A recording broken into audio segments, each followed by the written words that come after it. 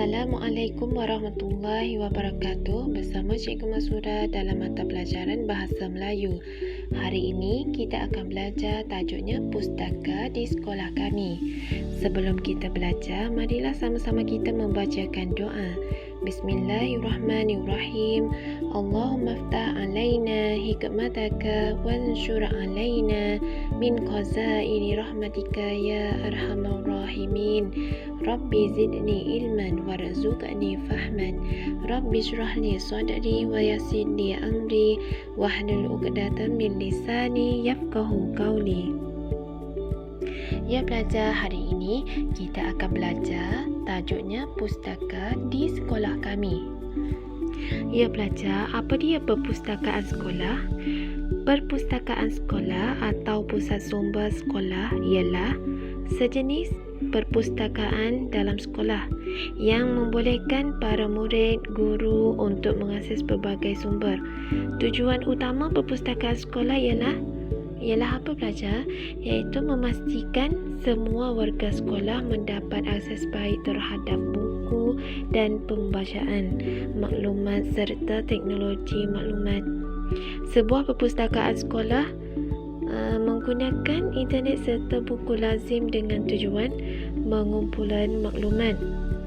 Untuk pengumpulan maklumat Kajian-kajian menunjukkan bahawa aktiviti-aktiviti oleh pihak perpustakaan sekolah dikatakan membantu dalam perkembangan murid sekolah. Dan seterusnya pelajar, marilah kita baca sedikit isi kandungan dalam pelajaran yang ketiga dalam muka surat 19, tajuknya Pustaka di Sekolah Kami. Dalam tajuk ini ada perbualan di antaranya Ali, Anas dan Halim. Marilah kita baca bersama. Ali kata, "Saya hendak pergi ke pustaka. Awak hendak pergi sama?" Dia tanya kepada kawan dia, tanya Anas dan Halim. Anas jawab, "Ya, saya hendak pergi sama."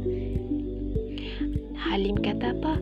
Halim kata, "Di pustaka sekolah kita banyak buku. Saya suka pergi ke pustaka."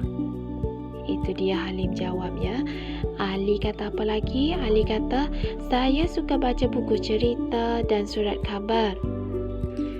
Bagaimana buku cerita pelajar? Buku cerita ni adalah buku yang menyungguhkan cerita dengan menggunakan gambar. Ali suka baca buku cerita dan surat khabar. Marilah kita lihat Anas suka baca buku apa Anas kata, "Saya suka baca majalah dan buku agama." Itu yang Anas suka baca. Apa yang ada dalam majalah pelajar? Majalah biasanya berisi berbagai macam topik. Tulisan yang sesuai dengan tujuan dan topik dari majalah yang bersangkutan. Bukan hanya terdapat tulisan, di dalam majalah juga ada gambar-gambar. Bertujuan apa dia letakkan gambar? Bertujuan untuk membuatkan isi majalah menjadikan cantik dan menarik. Seterusnya, Ali kata apa? Ali kata, "Jom kita pergi ke pustaka bersama-sama." Halim kata, "Baik." Cikgu ulang sekali lagi pelajar baca bersama cikgu Ali, "Saya hendak pergi ke pustaka. Awak hendak pergi sama?" Anas, "Ya, saya hendak pergi sama." Halim, "Di pustaka sekolah kita banyak buku. Saya suka pergi ke pustaka." Ali, "Saya suka baca buku cerita dan surat khabar." Anas, "Saya suka baca majalah dan buku agama." Ali, "Jom kita pergi ke pustaka bersama-sama." Halim, "Baik." Seterusnya pelajar, marilah kita lihatkan gambar-gambar dan juga belajar membacakan perkataan-perkataan berikut. Pertama sekali perkataan buku, buku. B-U-B-K-U-K, buku. B-U-B-K-U-K, buku. Seterusnya, majalah, majalah. M-A-J-A-L-A-H lah, majalah. M-A-J-A-L-A-H lah, majalah. Seterusnya, perkataan kamus, kamus. K-A-K-M-U-S, mus, kamus. K-A-K-M-U-S, mus, kamus. Seterusnya, gambar rak, rak. R-A-K, rak. R-A-K, rak. Seterusnya, gambar pustaka, pustaka. P-U-S, pus. T-A-K-A-K, pustaka.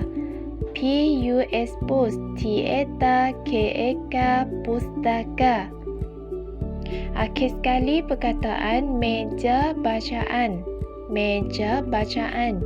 M-I-M-J-A-J, meja. B-A-C-A-N, bacaan. Meja bacaan. M-I-M-J-A-J, meja. B-A-C-A-N, bacaan. Meja bacaan.